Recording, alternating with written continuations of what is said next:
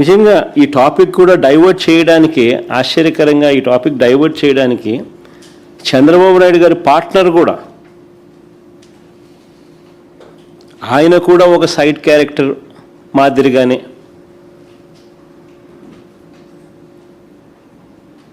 వీళ్ళతో తాను తందానా అంటూ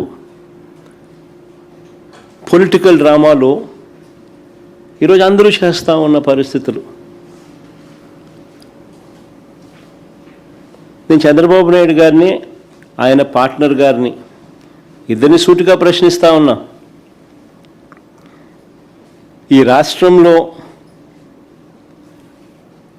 చట్టం న్యాయం లేదని, కోర్టులతో తమకు పని లేదని, తమకు ఏది అనిపిస్తే అది చేస్తామని, తమ చేతిలో ఉన్న కొంతమంది పోలీసులతో తామే శిక్షలు వేస్తామని, దొంగ కేసులు పెడతామని, చంపుతామని, బూడిద కూడా ఇవ్వమని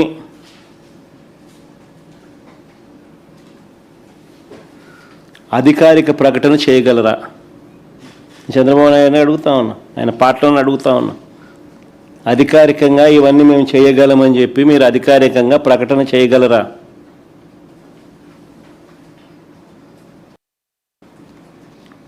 మీరు మాట్లాడుతూ ఉన్న మాటలకు అర్థం ఇదే.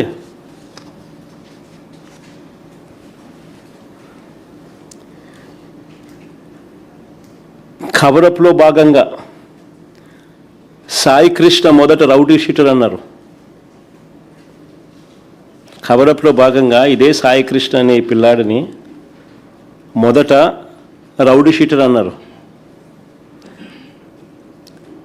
రౌడీ షీటర్ను వెనకేసుకొని వస్తారా అని కూడా ఎదురుదాడి చేశారు. జనం ఎప్పుడైతే చీకొట్టడం మొదలుపెట్టారో అప్పుడు వెంటనే మళ్ళీ యూటర్న్ తీసుకొని ఇదే చంద్రబాబు నాయుడు గారు తన మనుషుల చేత ఆ కుటుంబ సభ్యుల దగ్గరికి పంపించి చివరికి ఇదే సాయి కృష్ణ కుటుంబాన్ని తాను పిలిపించుకొని సెక్రటేరియట్లో వాళ్ళకు టైం ఇచ్చి వాళ్ళ పక్కన కూర్చొని అలా